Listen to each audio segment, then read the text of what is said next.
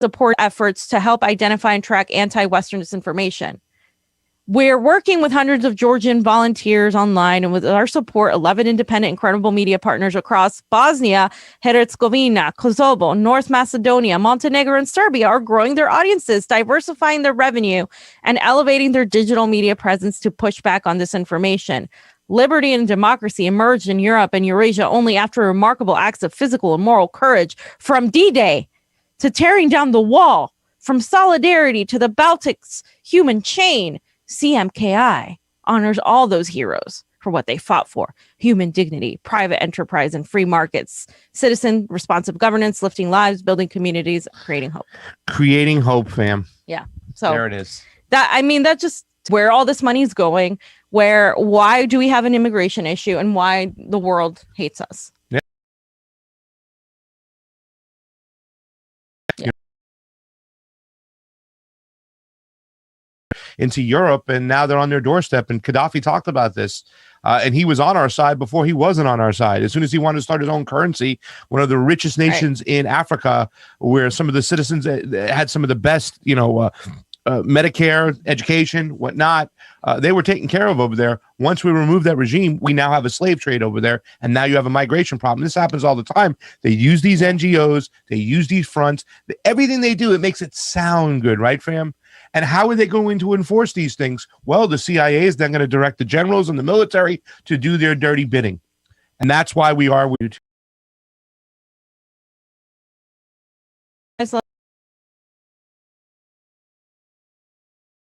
No, there it is. It stopped.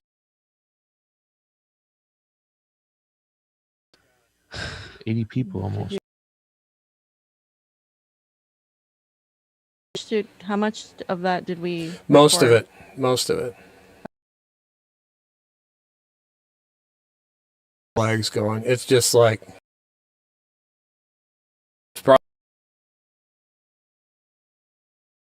Screen though, real quick, and take that one thing off. Yep.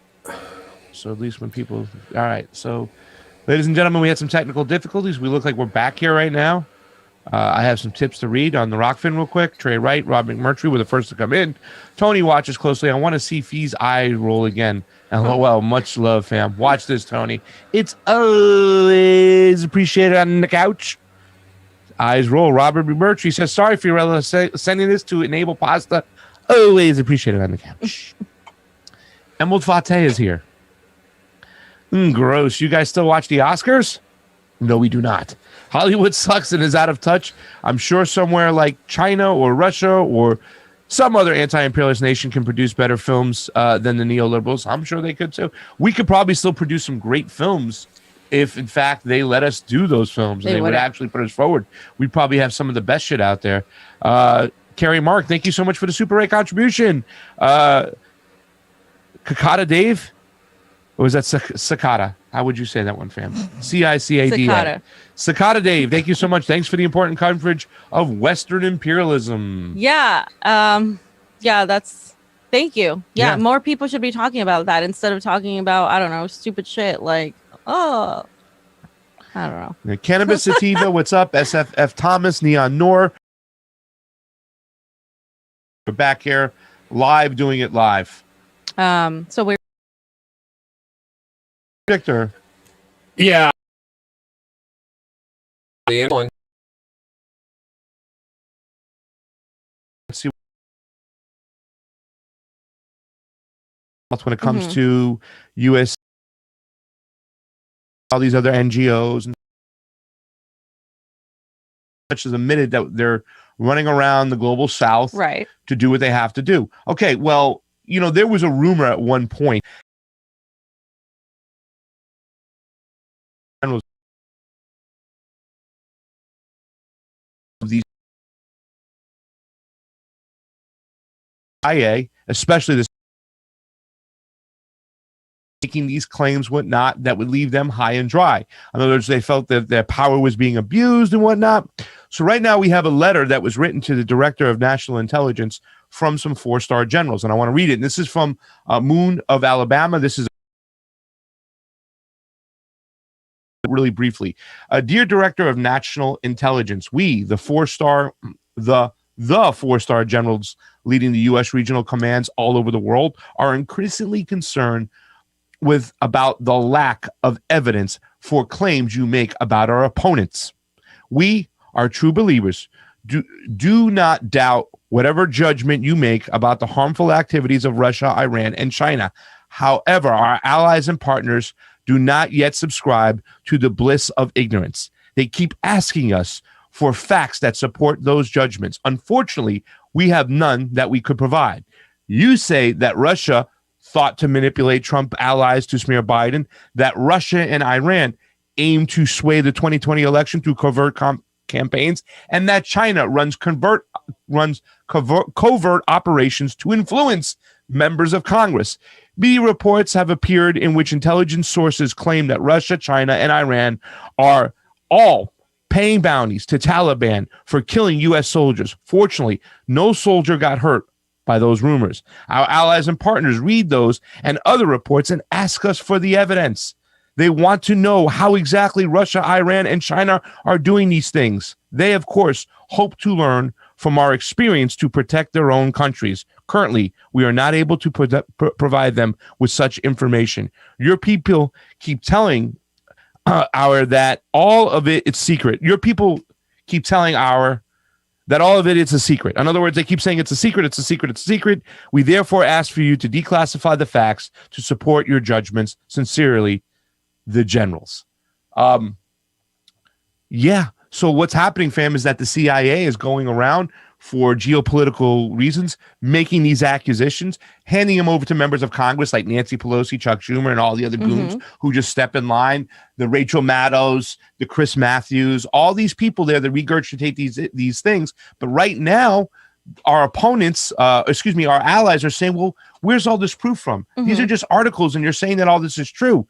So there is some truth, I think, to what's going on within our military, that the military is getting really frustrated with these 3-letter agencies, especially the CIA, and saying enough is enough. If you're going to make these accusations, provide us the evidence so we can tell our allies. And we're just going to start real quick by showing some of this. Putin helping out Trump by smearing Biden. Once again, they have no proof from this. They say sources, individuals who don't want to let their names be known. But now we have proof that Putin was actually trying to help Trump out by smearing Biden. Not true. Then we have Russia and Iran are swaying elections. Okay, here we go again. This is once again, these are more like the neoliberal, the Democrat side. Russia and Iran are swaying elections. And here you got your buddy, Pompeo, saying again that Russia and Iran aim to sway 2020 election through covert campaigns. U.S. intelligence reports. The CIA lies all the time. It's they take courses to lie. Like police investigating themselves. It's the same thing. Same exact thing. Yeah. And then you have, now the conservatives, though, they have this, China's influence our lawmakers all over the place. They're trying to do something. Here you go. We got Ratcliffe. Ratcliffe then repeats this kind of same fucking narrative without proof. John Ratcliffe says China running operations to influence U.S. lawmakers. So it's like both parts, right? The conservative part that kind of messes with the conservative base that says, oh, China's the one who's the real adversary. China's the ones they're paying off everybody in the Democratic Party. They found some links of money and whatnot and stuff like that, but it's nothing to what they're saying. They're making it look like China and Xi Jinping are pulling the strings behind the scenes. It's just not true. Same thing on the left. Oh, Iran and Putin, they're working together to swing the elections. So all this bullshit's been coming out, and the generals have finally put their foot down and said enough is enough. Here is proof once again about the CIA propaganda that didn't work. When you look about the whole Bountygate situation, memo raises fresh doubts on Russian bounty intel. In other words, they said that it was likely untrue, but yet every single person in Congress, on the left, Eric Swalwell, Nancy Pelosi, Adam Schiff. Democrats. The Democrats went and used this story. Remember, Nancy, she almost cried, our troops, Russia's never got over their embarrassment when it did happen in Afghanistan. And now Putin. And all of mainstream media, of course, echoed that same sentiment. And not just mainstream media, but a lot of independent media. So just when in context of on global context, right, when you're looking at the military turning on the state, right? That's a very important factor. When that happens in other countries, right? We saw it happen in Bolivia. We saw it happen in most revolutions. You need either the police or the military to turn on and side with the people. That usually causes a coup, a revolution of sorts. It allows it to be possible because the people don't have as much strength together. If you have somebody on the inside that could turn against the government, then it's effectively a coup. Well, if these generals are starting to get fed up with the covert, nature of the CIA with zero explanations, that means that there is a dissent among the ranks. That means that there is like people that are starting to realize what the fuck is going on. And with public pressure, this could be something that could lead to at the very least, a tumultuous interaction at the upper echelons of the Pentagon, the State Department, obviously the military apparatus, and the national security state, things that are effectively, really what's in control of the country, but, beyond the puppet presidents and the Congress people that run narrative management. Like, that is a very important development. If this is true and it's not just a QAnon conspiracy, like people were trying to make it out to be, because there was that aspect of it. That says a lot about the state of affairs. Well, the QAnon kind of conspiracy took upon this kind of mentality where they probably had leaks and found out that a lot of people in the military were fed up with what's going on with the CIA and the way of the government, you know what I'm saying? And that's what we have to look for. We have to look for like Joe Biden replacing generals now, you know what I'm saying? He's going to find out what's what. To them, this is going to signal, who do we got to replace? We got to put our patsies in, like, General Lloyd Austin, who's going to do what we want to do and keep the military industrial complex nice and fed.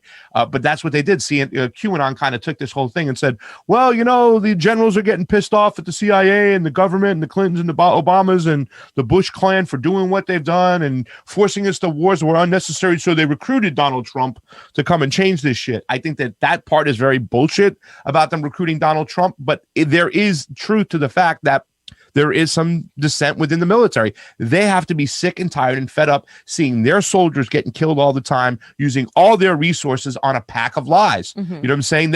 At this point, they don't believe that they're fighting for freedom. They believe they're fighting for corporatism and for the elites to make money. And at the end of the day, it's their troops that are the pawns. We talk about not only does 50,000 people do American bombs kill every year, but it kills 22 troops every day from suicide because the PTSD from going over and fighting in these bullshit wars and being in places like Afghanistan as direct proxies to Russia, and that's why they're there more times than none, really is starting to weigh on a lot of people in the military in Iran. I mean, it's just like it's starting to weigh on these generals that are saying, enough is enough, and you need to start providing proof.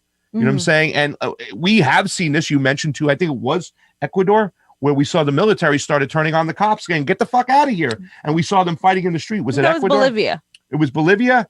I think Ecuador had it too as well at one point. Maybe it was Bolivia. But we've seen it in the global south where the military was like, they started fighting on the side of the people. It was Bolivia. You're right. They started fighting on the side of the people. They had enough. I think that's why in Bolivia, they kind of got back, had a fair election, whatnot, because they knew that the military is not necessarily securely on the government side if they pull fucking bullshit like they were doing following the footsteps of the West. Yeah. So, but people were protesting for over a year after Bolivia, after what happened to Evo Morales. So it didn't just happen overnight. People were protesting in the streets like really hard and fighting every day. So if you would want that to happen here, you would need to get people out in the streets to pressure along with anybody on the inside, right?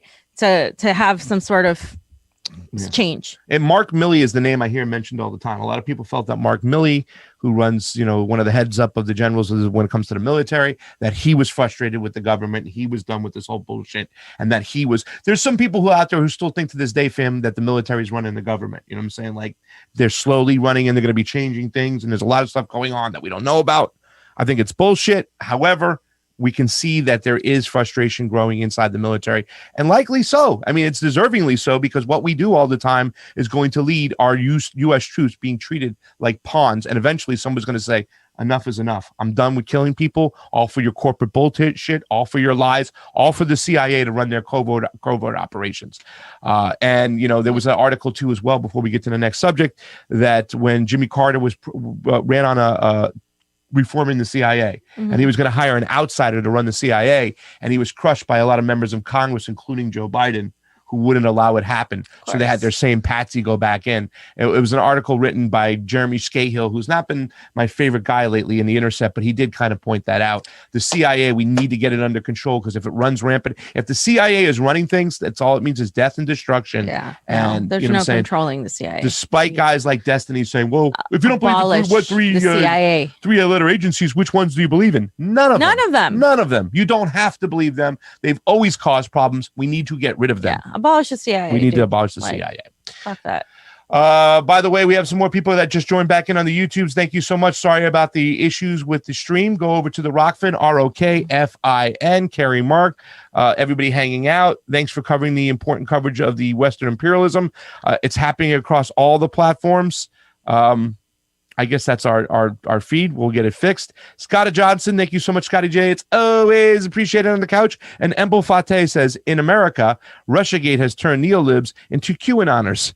But it's good to know that the rest of the world doesn't believe the racist conspiracy that black people are so dumb Russian memes can control their votes, and the Russian bounty story too. Yeah, it really is stupid to say that Putin wasn't Putin. He was Rasputin at one point, fam, where he can convince people. It's so dumb that they really went on that. But that's what they're doing, though. Still, what fam was just showing you in the USAID thing is that these rumors are actually controlling policy and decisions. It's really, really scary. We need to get away from it, and it has to be called out. Rumors on every level. What's that? What do you mean rumors? When I said rumors? Yeah. Were you talking about like the fact that they're saying that we talking about Embel Fate's rumors? No, you said rumors. These rumors were controlling. Did you mean to say like that the rumors were true or something? No.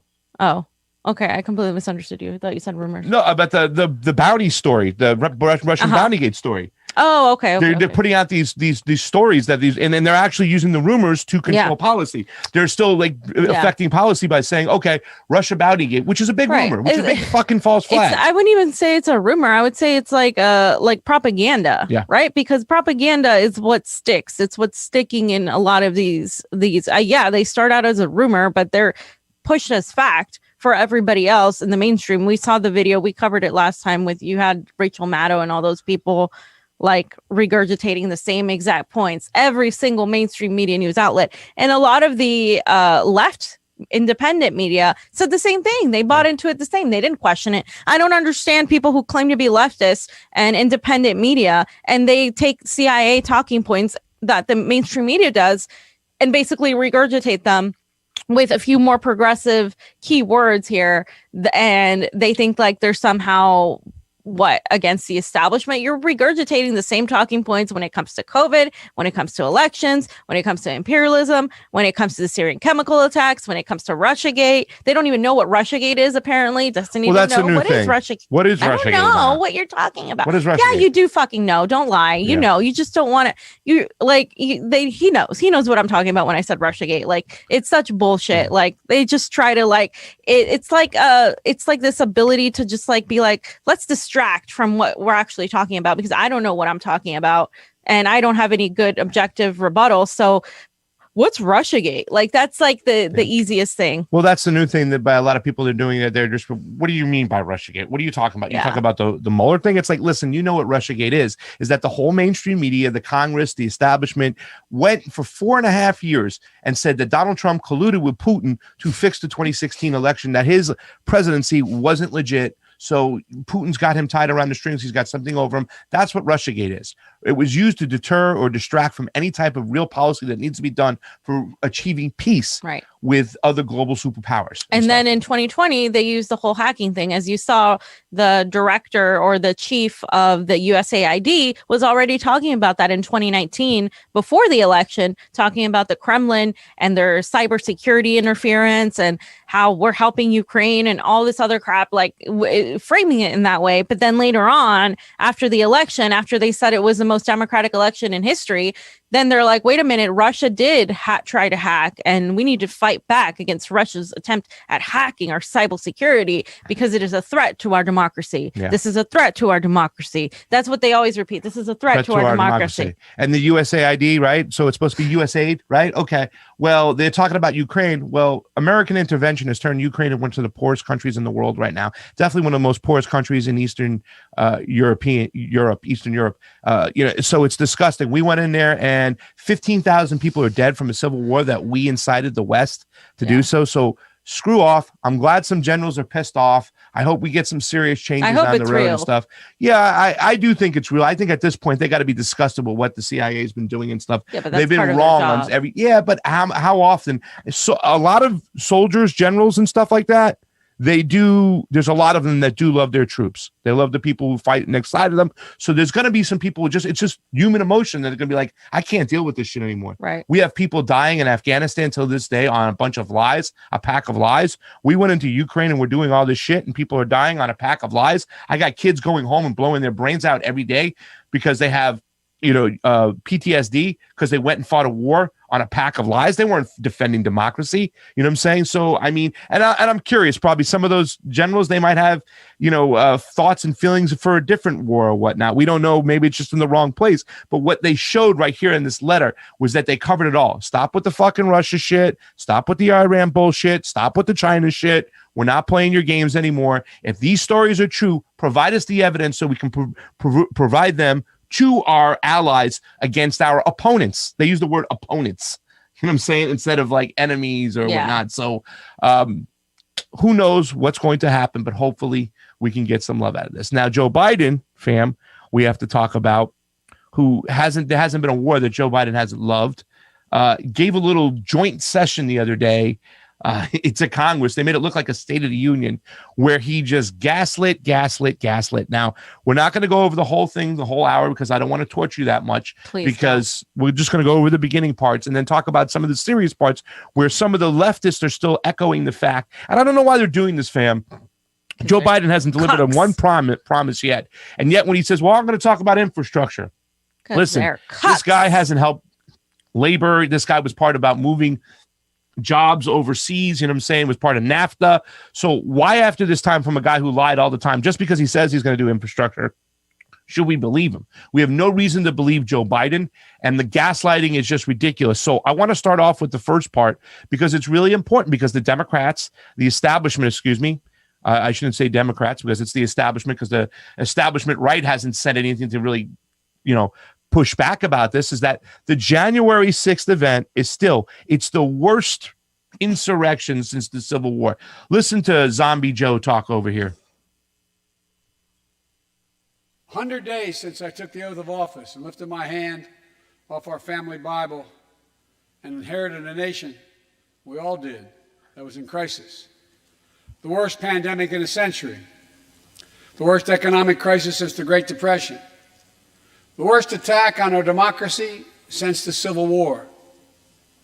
Now, after just 100 days, I can report to the nation, America is on the move again. Fam, America is on the move again. Your thoughts? And once again, the worst friggin' thing we've had to deal with since the Civil War. The vandalization of Nancy Pelosi's desk, some papers thrown around. One person did die. An officer died weeks after or days after or whatever it was, but he didn't die on the scene. There was one person who was killed. But the worst by a cop event, the worst event since the Civil War. Your thoughts, fam? I mean, I don't even know what to say on this. Joe Biden is a warmonger. He is just decrepit. He is a puppet. He is not the president. He is not in control. This is all about continuing the Obama administration and what they were doing. They're going to continue expanding and brutally overthrowing regimes all over the global south. They're going to continue corporatizing everything. If you're fucking idiotic enough to think that Joe Biden is going to sign something that's going to help workers when everything in his 48 years has been the absolute opposite of that, you're a cuck. And I'm sorry, but you're dumb. Like, there's no, I have had it up to here with people just like coming at us for thinking, oh, you don't support unions, you don't support. No, I do. I don't buy that this fucking idiot is going to give that to you, because he has shown me time and time again he doesn't care. He is responsible for right now, the issues that we have right now, for the fact that millennials can't ask for a chapter 7 bankruptcy and get rid of their student loans. Yeah. He's responsible for so much of the legislation that has incriminated Black and brown people. He is a major cop, and now we have VP Kamala Harris as the other cop, and they're going around saying that Honduras is in trouble because of, what did she say? She was like, Honduras is enduring trouble because of just like, she blamed it on them, basically. She blamed it on the citizens and what's happening in their country, whatnot. Instead of the reality. Yeah. And it's just disgusting to me. Instead of the regime change mentality. Yeah. That, January 6th is now like, oh my God, that was such an attack on our democracy. What democracy? There was no democracy going on in that room. The election was bullshit, and we all know it. And like, even if you don't believe that, if you believe Biden won fair and square, we have zero transparency in the elections. Therefore, 75 million people, at least, those are the people, at least, don't trust our election system. Most people don't vote. We have a low voting rate for a specific reason. And if they do vote, it's because somebody told them, hey, you have to vote for this guy because the other guy's worse. Like, it's bullshit. Yeah. Well, they do studies, and the reason why a lot of people don't vote is because they don't have any trust in the system. If you have no trust in the system, you're not going to participate in it. And let me tell you something else, fam. What they also did is they got all their goons in line in the mainstream media to be out there, and they're going to tell them what they did. This is what Acosta put out before the speech. He said, this is Jim Acosta, world-class journalist. Biden to refer to the January 6th insurrections as the worst attack on a democracy since the Civil War in speech tonight. So they put the rhetoric out there beforehand so that all their goons in the mainstream media can continue to repeat this narrative. It was ridiculous. We were there. You know what I'm saying? And we talked to a lot of people. And at one point I was like, oh, this is crazy because all these people are going to move up. They didn't move up. They stayed back. So some people went in, they vandalized. Some people were let in. Yeah. They were let in like they were going through a history museum tour. Yeah. And also the thing that's really disgusting when people like AOC, AOC, Bernie Sanders, Pramila Jayapal, that they keep on Bill Maher, they keep on repeating all this kind of like sentiment that the fact that the American Rescue Act was really something of value when they gave you $1,400. And so here's Joe Biden bragging again, and you'll see Bernie Sanders. I don't even think I have it, but he stands up and clap. They put him in the front. He's now their little statue now to just be out there and applauding and doing their bidding. But here's Joe Biden talking about, we had to act, the American Rescue Act, which was one of the best pieces of legislation since grits was invented. Here we go. America's house was on fire. We had to act. And thanks to the extraordinary leadership of Speaker Pelosi, Majority Leader Schumer, and the overwhelming support of the American people, Democrats, Independents, and Republicans, we did act. Okay. Okay. You didn't finish the rest of it. Did you go to 453 on that? He also says it was one of the most consequential pieces of legislation of all time, and we're already seeing the results. Yeah, that didn't help like the vast majority of Americans at all. No. And it was literally, he went back on every single thing. Initially, they ran on not just Joe Biden, but all these Democrats, like, what's his name? The guy in Georgia, Joe. You're talking about the Senate's John Ossoff. John Ossoff. I'm laughing my ass off. Yeah, that guy. Yeah. Campaign on $2,000. What did they do? They deducted the $600 that Trump gave and pretended that that's what they meant all along. We knew that was false. Joe Biden ran on student debt forgiveness. He hasn't done that. $15 minimum wage was supposed to be a guarantee. That's not happening either. And they're just giving you pre-K and giving you what, instead of $15 an hour for everybody, $15 an hour federal only for federal workers. I mean, this is fucking bullshit. Yeah. But fam, you're also leaving out the fact that at least they're giving us $7,000 when you die in New York. Thank you, AOC. For your burial. But listen, the next part was all about vaccines, so we have to skip it because I don't even want to get into it. But then he goes back and he kind of circles the wagon back to the $1,400. Now listen what he talks about, how the $1,400, like that cures everything. $1,400 is it. Now you can live in your house. Now we're going to end starvation. Watch this bullshit. Our progress these past 100 days against one of the worst pandemics in history has been one of the greatest logistical achievements this country's ever seen. What else have we done in those first 100 days? We kept our commitment, Democrats and Republicans, of sending $1,400 rescue checks to 85% of American households. We've already sent more than 160 million checks out the door. It's making a difference. You all know it when you go home. For many people, it's making all the difference in the world. The single mom in Texas who wrote me, she said she couldn't work, but she said the relief check put food on the table and saved her and her son from eviction from their apartment.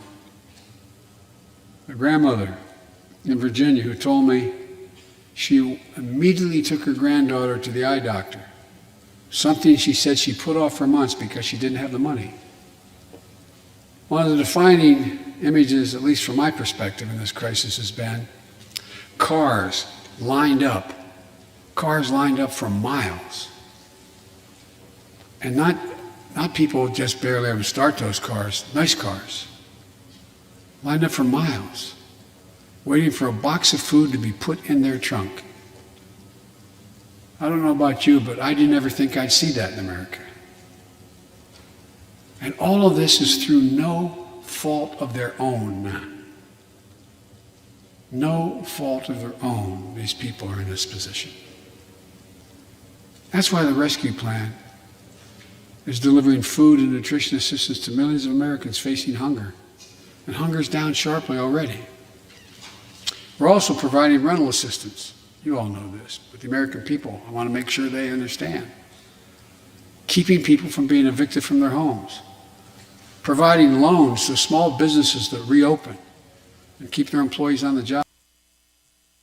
Fam, I didn't know that 1,400 could be stretched so far. I mean, we've been in a pandemic for over a friggin' year with lockdowns like crazy.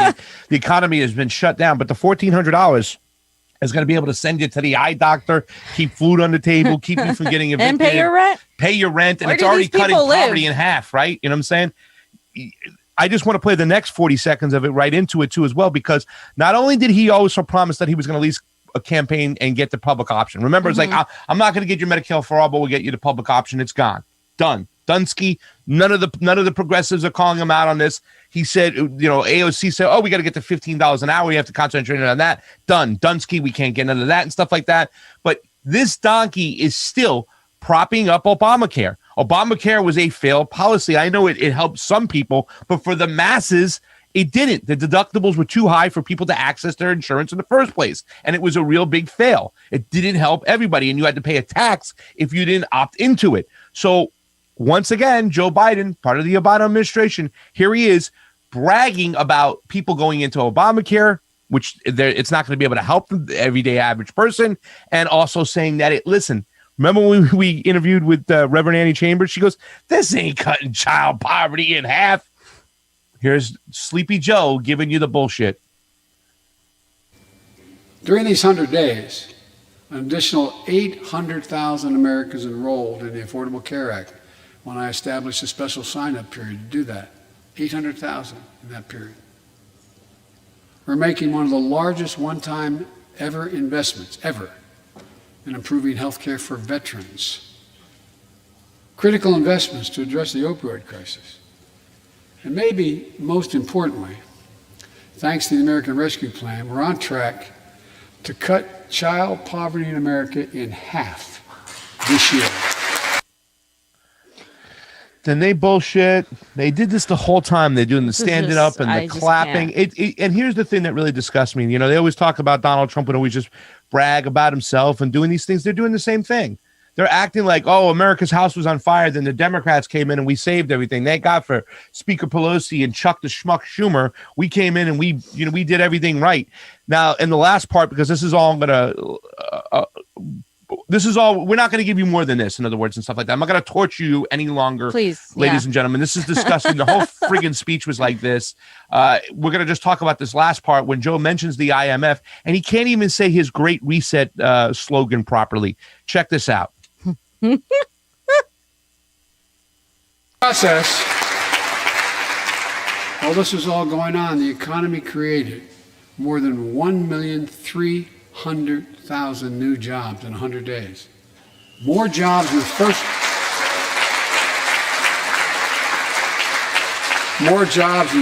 100 days than any president on record. The International Monetary Fund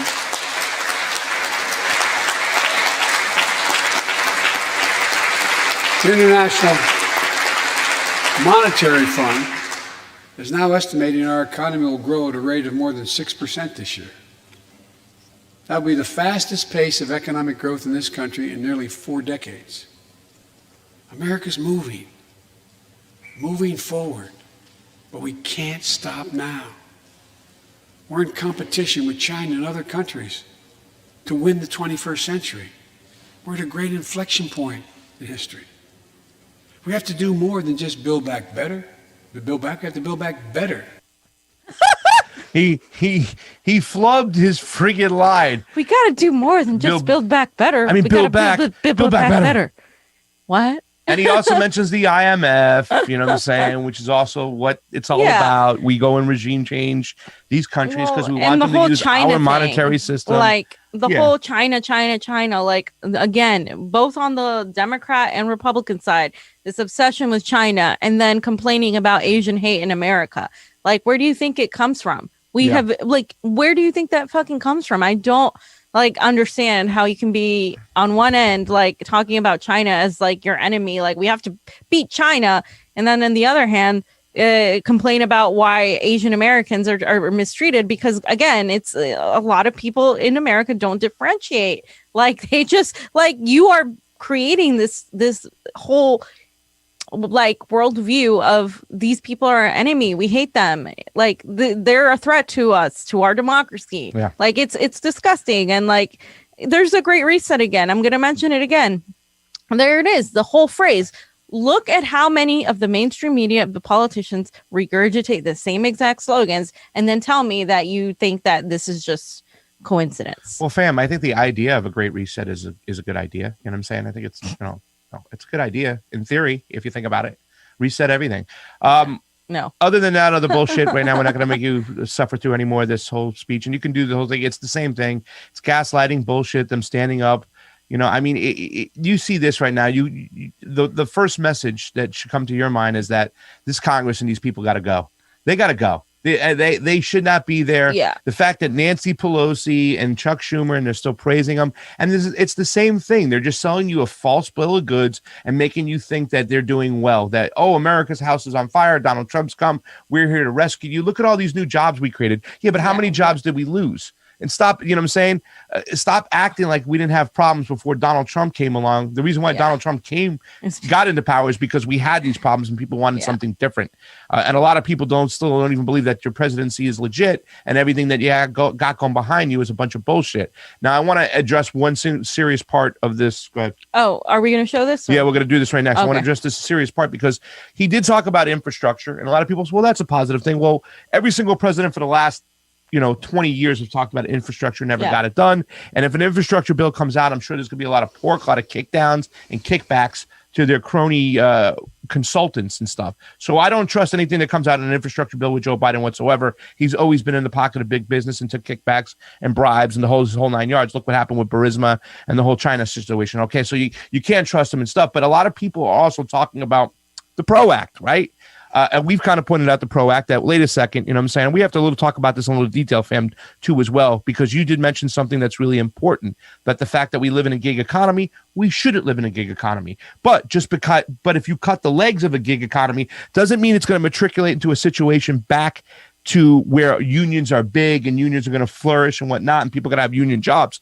We have to have other solutions, and AB 5 presented showed that there's a lot of flaws in these type of bills, that if you try to just cut a gig economy and think that a lot of other big corporations or whatever are going to hire They're not going to. You know what I'm saying? It's going to pull away from people's freedom, and also a freedom to work when they want. But it also, too, it's the way it classifies an independent contractor as opposed to a gig worker and whatnot. And a lot of people have problems with that in AB5 because it didn't classify people as freelancers, like our friend Matt Strategakis, who was a DP, and it really hurt him. Our good friend Mike Unge, who had a trucking company, whatnot, and stuff. Now he couldn't, like a guy who said, hey, man, I want to work on Saturday, make a couple runs. Can I do that? Now he can't do that. He's got to be a full-time employee whatsoever to be hired. So what's going to happen? They're just not going to hire, and a lot of people are going to be out of work. So even though there's a problem there, this doesn't mean it's the solution. Because the problem is systemic.